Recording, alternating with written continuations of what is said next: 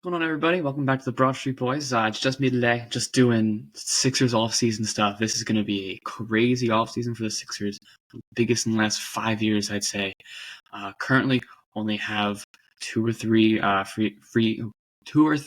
actual people on the roster, so the roster might look a lot different next year. Those three people, Embiid, obviously, Ricky Council, and Maxey is a restricted free agent. So I'm going to go through all the possible scenarios that I think the Sixers should do, and then at the very end, I'm going to rank them on my favorites. This is also my personal opinion. This could be completely right. This could be completely wrong. It's the beauty of the NBA offseason. So buckle up. This is going to be a good one. When I was writing this down before, I'm just really excited about this. Also, very scared at the same time, as you can probably guess. The Sixers usually either kill the free agent season and in a very good way, or they screw it up and pick up Al Horford. So anything can happen. So we're going to start with, this is again not in order to begin with. I'll say that at the very end. But we're going to start with if we decide to pick up LeBron James, which is probably the biggest one in the media right now. At least in my opinion, I feel like I've been seeing it absolutely everywhere, especially in the Philadelphia sports, radio, news, all that. LeBron James might be coming to the Philadelphia 76ers. And in that case, our lineup would look Maxey, Bron, Embiid 100% being there. And by the way, this is just assuming we give Max the max, because that's what I'm assuming we're going to do.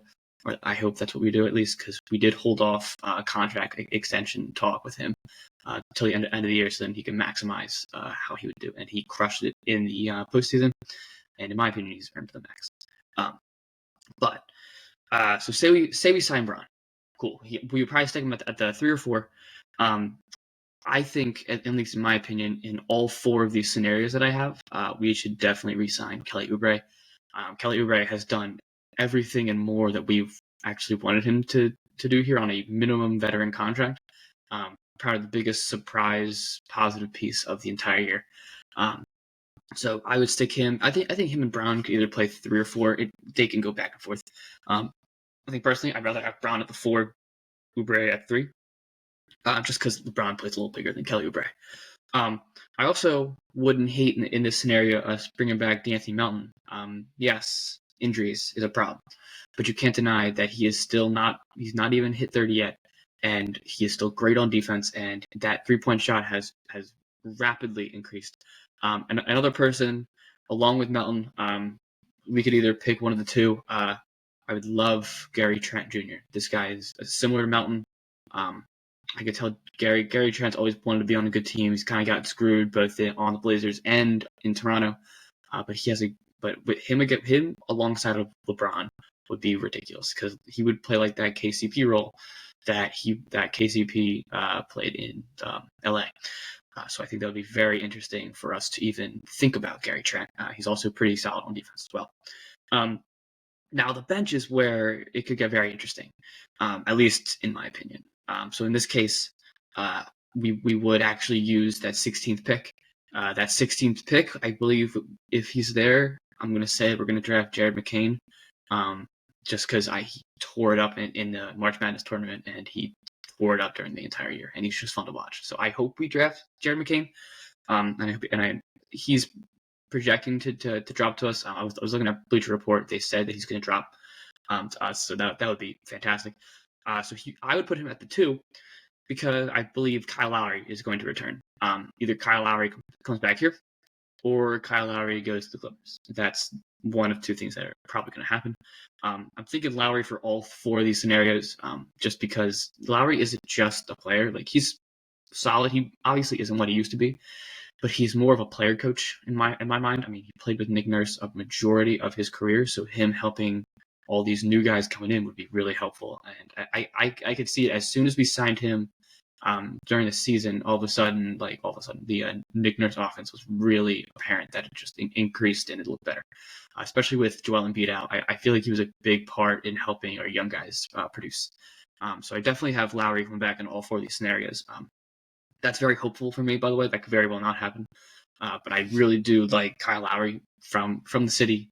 knows what to say at the right time. He really helps in the inners. So that Lowry, I think, should definitely come back. So I put him at the 1, McCain at 2, all for the backups. And then the 3 is a very interesting position, especially in this free agency because it's not that deep. However, I was thinking we could either get Miles Bridges. Yes, the off-court problems are a thing. But I think a change of scenery from Charlotte would do him really well because pre all of his off-court stuff, he was great. He was awesome. Slam dunk in that. I mean, he's fun to watch. Great defensive guy. But I think if he was on a team with LeBron, he would really help. Or you could even sign Cedi Osman. Obviously, he's played with LeBron before, knows how LeBron plays, can help read LeBron's mind. So they're already good friends. So that'd be also interesting. I would want either one of them. And then at the 4 for the backups, I would definitely sign Nick Batum back. Batum, another guy like Oubre, gave you everything he possibly had left in the tank for not that much money. And I thought he played solid during the year. I don't think he should start. People are saying he should start. I don't think he should start. He's too old to start. No offense, but I just think he's a little slow on defense. And Kelly Oubre is, I think, quicker. Obviously not as big as Batum, which is why Batum, I would say, would play the 4 rather than the 3. But I just think Batum would really benefit from coming off the bench. And obviously it helped against the Heat in the play-in. I mean, he scored, 20-something points and killed it. And then I would also re-sign B-Ball Paul. I know he's technically a restricted free agent, but I would take that last year of his contract up and try to get the most out of Paul Reed because he's really not a bad backup. He's a little undersized, but I mean, I'll keep coming back to this one game, but he did cook Jokic even though we lost. So I would definitely so the guys that I just went over, the guys that you're going to see consistently throughout this whole video. It's going to be Lowry. It's going to be Oubre. It's going to be Batum. It's going to be Reed. Because sometimes I want Melton, and sometimes I don't know if we have the money to sign him back. Because I try my best to take into account how much money these guys are going to want. And in some cases, Melton would fall in that category, and sometimes he wouldn't. So I'm tried to keep optimism with him because I do like D'Anthony Melton if he stays healthy. But that is a big if. So if people disagree with me, I totally get it. Now another one, running straight through free agency, very similar to the last one, but some differences. If we sign Paul George, I mean, in recent days, I think this is less and less possible. I do think he's going to return to the Clippers, especially with Ty Lue coming back, because I know him and Ty Lue didn't have the worst connection, and Ty Lue's definitely deserving of being at the Clippers. Let me think. LA is where PG is from, which could definitely lead him to go back.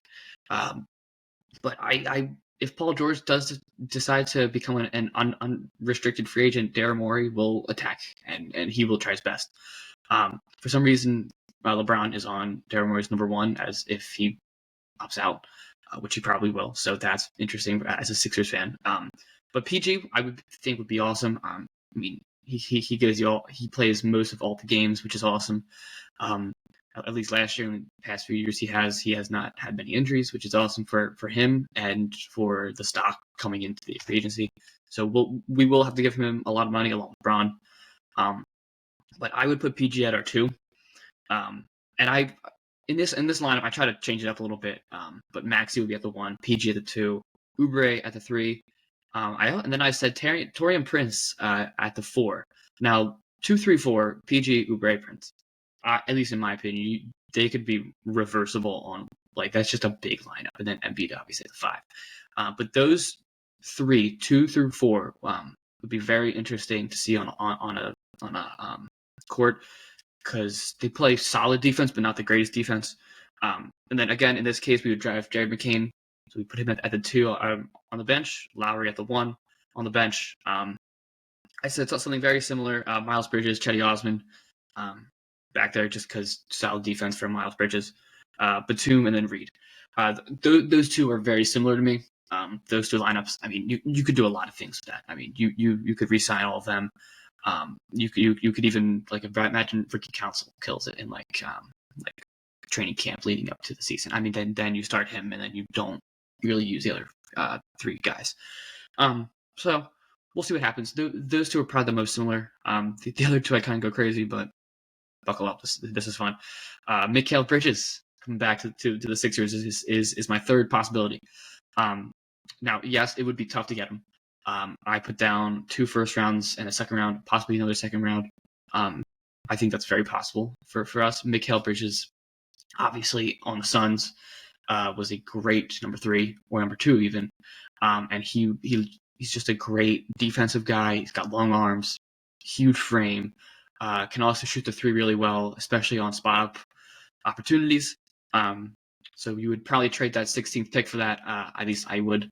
But I would be perfectly fine with that. Mikal Bridges plays every single game possible, which to me as a Sixers fan watching, love Joel Embiid, but the fact that he can't really do that, I think it's huge. And Bridges being now the 2 or 3, probably the 3 after Maxey, I think is awesome. It would set him up for, I think, really great success, and we could even give him a little contract too, Mikal.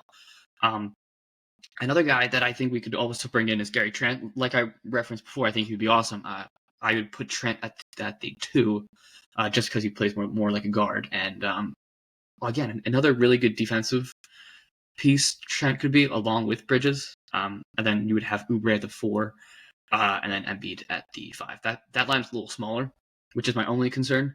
But then for the bench with that one, we would have a little more money because we're only trading for Bridges, right? So I would put Lowry at the 1 on the bench. I would still get Melton, or I would actually go after KCP. Caldwell Pope, I think, would be a great addition to this. He plays great defense, and he can light it up from 3, and he's used to like starting. So then him coming off the bench would give anyone like Trent, Bridges, Oubre like a good solid rest. Same with Melton. They're a very similar player in my eyes. And then in this case, you could almost have Ricky Council just be that 3 guy. I mean, Ricky Council is I'm really excited to see him, not only because he could dunk, like everybody says, oh, he's hyper athletic. This guy's awesome. But I saw a really, really good sign in his decision making as well. Like, especially at the end of the year, he would, at least in the beginning, he would drive, and then either dunk on you, or he would look awful and completely break, or he would get fouled. But I noticed at the end of the year, he made a few of those really good passes, wrapping around guys, to kick it to the corner to like a wide open guy, who was usually Oubre or usually Batum. So I saw really good progress in his game. And I think a second year under Nick Nurse, who's a great coach, could only benefit him positively. And then obviously have Batum and Reed being the 4 or 5 coming off the bench. You could also add some sort of other 3 if you don't love Council. You could do Miles Bridges, you could do Chetty Osman, you could do anyone like that. You could even do Pat Bev if you really wanted to. I'm not as big of a fan as Pat Bev as some people. I think like let me change that. Pat Bev to me is a really helpful coaching piece. Like he is genuinely knowledgeable in the game. But he's really emotional, which I love. I love the emotion. But sometimes it could hurt him and it could cause rough fouls. However, I know he loved being in Philadelphia, so if we sign him back, I'm definitely not against it.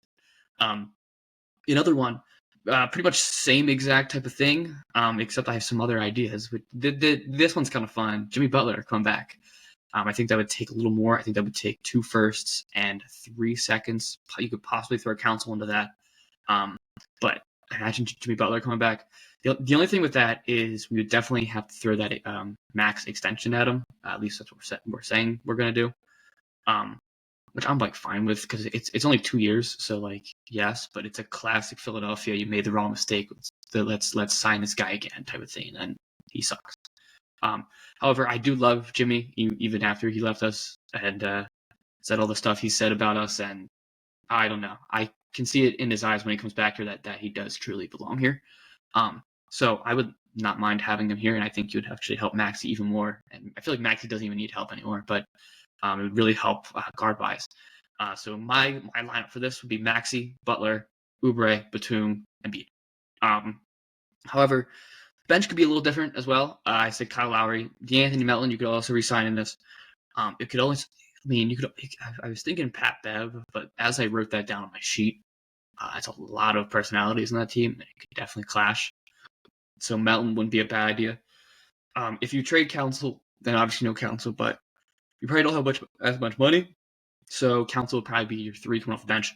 And I was also thinking Royce O'Neal could also be that 4 guard you need. Depending on who you play, you could start Royce O'Neal, or you could start Nick Batum. I say that they can go in and out because Royce O'Neal is just a little smaller than Nick Batum, not as big, but Royce O'Neal plays as good as defense, or probably better than Nick Batum. So those could be reversible. I would actually even prefer Royce O'Neal. I'm only hesitant because it's kind of a smaller lineup. Then Paul Reed being the 5. Now, those are my 4 options. It could very well look completely different, or it could be spot on with one of those 4. I'm only a little afraid for the Sixers because it really could be like, wow, Embiid's going to show up and all these stars are going to be there and we're going to win the East. We're going to finally make the conference finals, and we'll see what happens from there.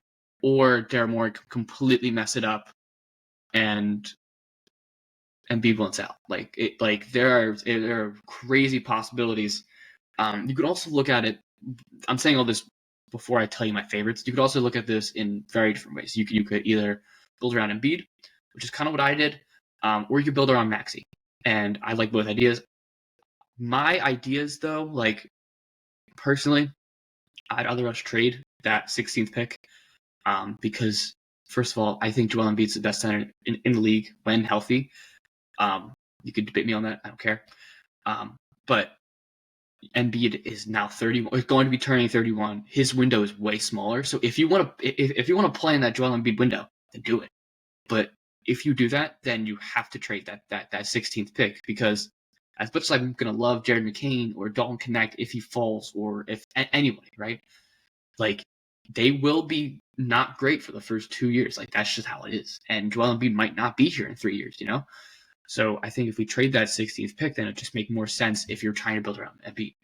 If you're trying to build around Maxey, then I think you totally attack free agency, and use that 16th pick, especially if it's Jared McCain, because Jared McCain and Maxey are very similar players, and Maxey could definitely help a guy like Jared McCain. I mean, me being from JMU, watch McCain destroy my team in the bracket.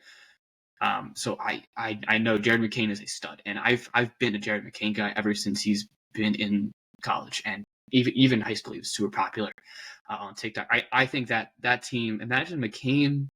This is not my favorite, but if McCain, Braun, Maxey, and Oubre and Embiid are all on that one team, that the vibes on that team would be fantastic, like awesome. Because I think all of them just play with such joy usually, and it's just so fun to watch. So I would be dialed in for that. I'm honestly talking myself into it saying that, but like, it'd be very interesting. But yeah, so I think my favorite is gotta be the Mikal Bridges one.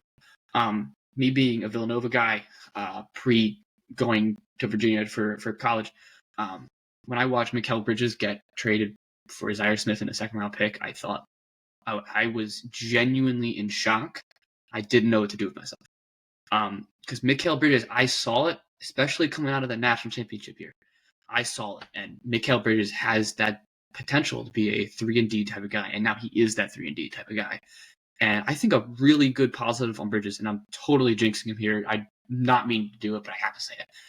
The fact that he plays every single game of every single year, pretty much, I think is awesome. And to me, again, I know I mentioned this, but to me as a Philadelphia 76ers fan and a Philadelphia fan in general, if you know what I mean, it's really nice to see a guy that just loves to be out there and is always out there. Like if I buy a ticket to the Sixers game, I know I'm going to see Mikal Bridges. And you can't really say that about Embiid. As much as I love him and as much as a Philadelphia treasure he is, you can't really say that if you're buying a ticket. I know I've been burnt for the last 2 or 3 years. I bought a ticket to random game. Last 2 or 3 years, Joel Embiid has been hurt. Or the one, actually, it was last game that I went to, he just sat out because he couldn't, because it was just a scheduled off day. So I know that's a very real thing. However, yes, Joel Embiid won't play all the games, but he is one of the most talented offensive big men I've ever seen in my entire life. I don't think that's very debatable. He is one of the most talented big man centers I've ever seen. Because he has everything. He can hit you with everything. He can hit you with a step back three, a spot up three, a spin into a right-handed hook, spin into a left-handed hook, a turnaround jump shot. He can dunk on you. He can lay up on you. He can hit you with the dream shake. He can hit you with everything. So yes, he won't play all the games. However, when he does play and he's completely healthy, there's no one else like him ever. That's how I kind of think of it. People aren't a big fan of Embiid. I get it. Like he doesn't really stay on the court. But I think when he is out there, even at that, what's it called? Even at that, like I guess I'll say he was playing at 75, 80%, right, in the playoffs. He was still giving you 30 a night, which is awesome. And in that closeout game, you like when we did lose to the Knicks in Game 6, you can't really blame Embiid in that one. He scored 39 points. You can't blame him, in my opinion. Like years in the past where you could blame. But I think my number one option for this one is definitely the one with Bridges, Trent. You add KCP, add Melton. And I feel like also if you do decide to trade for either Butler or Bridges, you do have all that money still to spend on players to build around them, if that makes sense. Less so with Butler because you would give him a max, which is why I didn't put as many like bigger for agents. But I think my number two though would be the Paul George one. Paul George is again, you could see where I like in like good players, and staying on the court is definitely one of them. Paul George is one of the best at that past 2 years. And having a guy like Paul George is like having a Jimmy Butler a few years ago. He is a closer, and he will give you 20, 25, 30 a night, which is super awesome. And I think, and listen, any normal Sixers fan knows that ever since 2019, 2018, we've been wanting Paul George. We've been seeing the jersey swaps. We've been seeing all. So if he finally becomes a Sixer, I mean, I'm totally a fan of it. Like, I'm in. And if I had to guess, he would probably be a Sixer for the rest of his career. And I think he would honestly really like it here. I put him at the 2 or 3, depending with Oubre or Prince. But I do like that lineup a lot. And then we would also draft Jared McCain in that, and then McCain would come off the bench. The scoring in that lineup would be ridiculous. Oh, yeah, it would be ridiculous. I would almost take Prince out and actually grab Royce O'Neal, so then you can make up for some of that high-powered offense with solid defense. And Royce O'Neal has really worked on that three ball too, which is really good for his game just in general. So I definitely like that lineup. My second one, or sorry, my third favorite. I'm gonna go. There's really a 3A, a 3B because I don't hate either one of these. I would rather us get Jimmy Butler than LeBron James. Yeah, I'm gonna go with that. So the Jimmy Butler one would just be a little tougher to get people to build around him because he will get the max after that, and after paying 2 guys the max, it's tough to build. However, I do think we could still grab Oubre and Batum, possibly Royce O'Neal and possibly Melton, maybe. But I definitely think Lowry would be a great asset in that because he could help Jimmy Butler, and they've already played together, which is very good. And Butler and Embiid are already good friends, and they love each other. So, and Jimmy Butler has such aura in this city, and he only played here for half a year, so that'd be awesome. I wouldn't say my least favorite, but my least favorite would probably be with LeBron. Might be an unpopular opinion, but LeBron, he's almost 40. He comes with a lot of baggage, so the Sixers would be in every single like popular media site because he's LeBron James. Makes perfect sense. He's probably the greatest ever. I think he is. A lot of money, and we don't really know if he is when his body's going to start shutting down. I mean, it's human nature. He is LeBron James, so he's basically invincible. But we don't really know when his body's going to shut down. And if we give him a ton of money over like 4 years, we don't know if that could happen in 2 years. We don't know if that could happen in 1. So that's my only hesitancy with that. However, I forgot to mention this, but we would probably get Bronny in that case as well because we do have a second round pick. So I wouldn't hate that. I think if we do draft Bronny, I wouldn't hate that at all. People don't like Bronny. I actually feel bad for him, and I feel like I saw a Miles McBride comparison, and I really like it because he really did show out in the combine. I feel like that'd be just fun to watch. Worst case, you just go down to the G League and then develop, and then when LeBron retires, you take a spot. But we would definitely draft Jared McCain with that first round pick.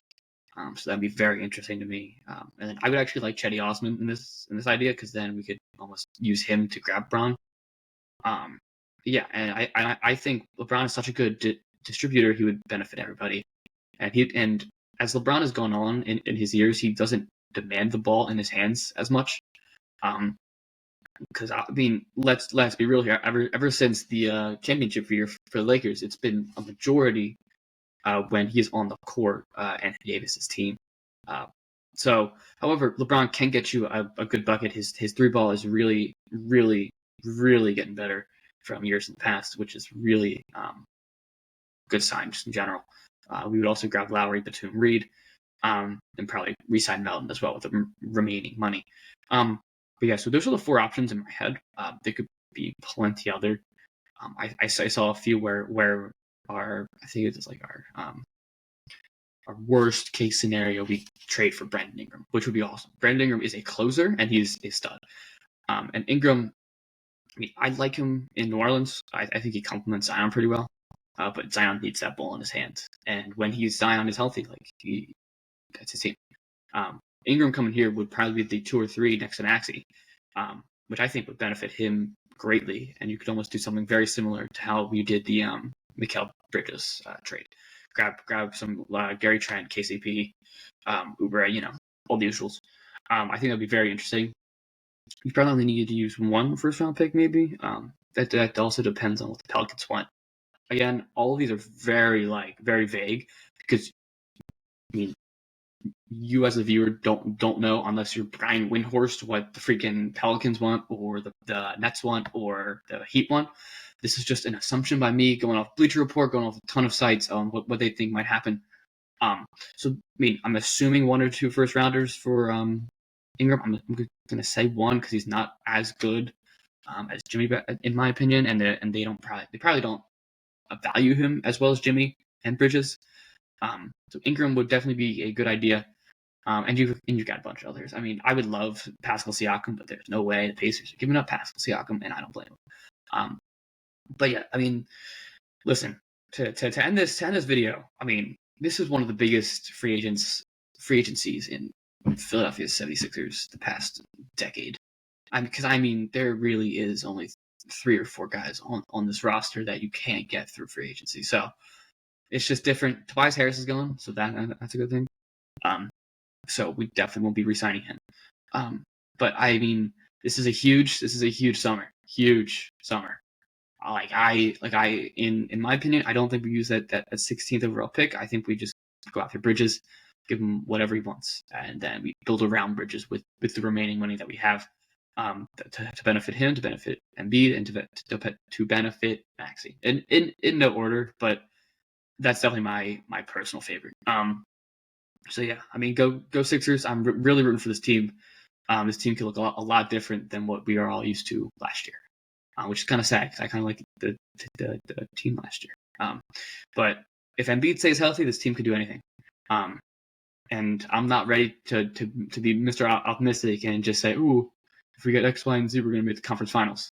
I don't know that. You don't know that. No one knows. Because that's in the future, and I don't like jinxing things. So, I mean, anything could happen. If Embiid stays healthy, anything can happen. So we're just going to hope for that. But yeah, so thank you all so much for watching. This is just going to be me by myself for right now. Caleb and I will do a Phillies one in the next week or so. We are back from summer, so we could do anytime. I have an internship. He's got a job, so we'll balance it out through that. But we'll make it work. But really hoping for Mikal Bridges, and be on the lookout if we do get one of them to be like a little off-season recap in like August. Or Caleb and I just do a Sixers one on our own. So yeah. So thank you all so much for watching. I'll see you in the next one. All right. Check us out on social media. TikTok's been killing it. Thank you so much for the support. Instagram, Twitter, all the above. All right. Thank you all so much for watching. I'll see you in the next one.